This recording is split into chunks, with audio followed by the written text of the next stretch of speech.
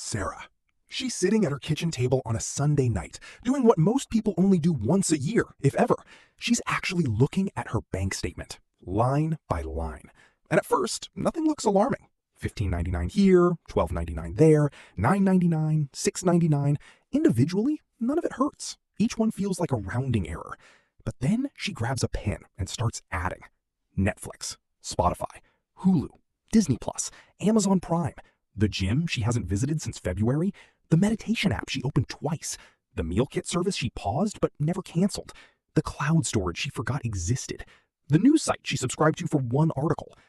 The total hits $340 a month, $4,080 a year. And Sarah didn't buy a single thing. My name is Bobby, and I spend way too much time thinking about the invisible financial systems that drain wealth from people who are doing everything else right.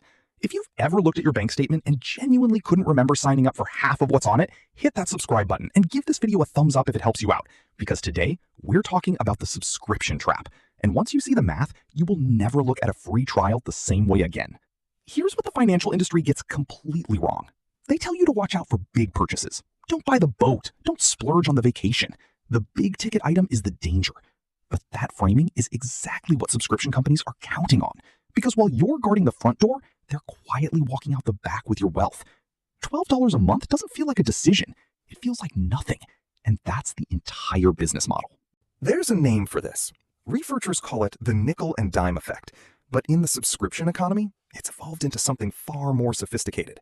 Companies have spent billions of dollars in behavioral research learning exactly how to price a service so it stays permanently below your conscious spending threshold, below the level where your brain flags it as a real expense, below the level where you ever stop and ask, wait, do I actually use this? The number they landed on is $10 to $15 a month. That's the sweet spot.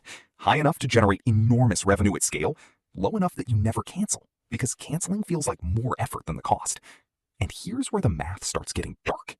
Let's say you have 12 subscriptions, averaging $13 a month.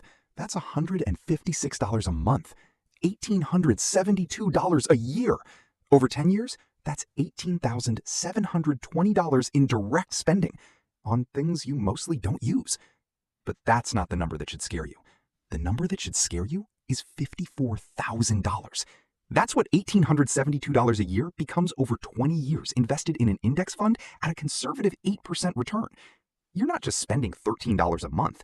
You're trading $54,000 in future wealth for a gym membership and 3 streaming platforms you rotate through.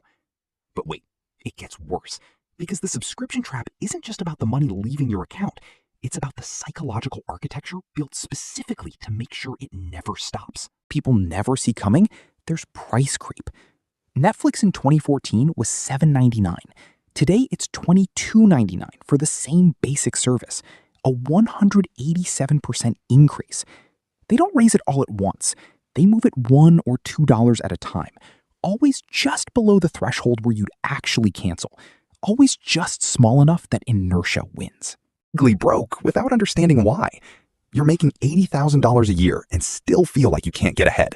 And you can't, because $340 a month is quietly walking out the door while you're focused on not buying the boat. Now, I know what you're thinking. Stop thinking in monthly costs. Start thinking in annual ownership. Every time you're about to subscribe to something, multiply the monthly cost by 12. Then ask yourself, would I write a check for that amount today for this service? $13 a month sounds fine. A $156 check for a meditation app you open twice a month? Suddenly the math feels different. That one reframe alone will save most people thousands of dollars a year. Then do a subscription audit right now, this week. Go through your bank statement and your credit card statement, not your memory, your actual statements. List every recurring charge. For each one, ask 2 questions. Did I use this in the last 30 days? And if this disappeared tomorrow, would I even notice? Anything that gets 2 no's gets canceled today, not paused. The average person who does this audit finds between $100 and $200 a month they didn't know they were spending. That's not nothing. That's your emergency fund. That's your investment account. Sarah did the audit. She canceled 8 subscriptions and kept 4. She redirected $210 a month into an index fund.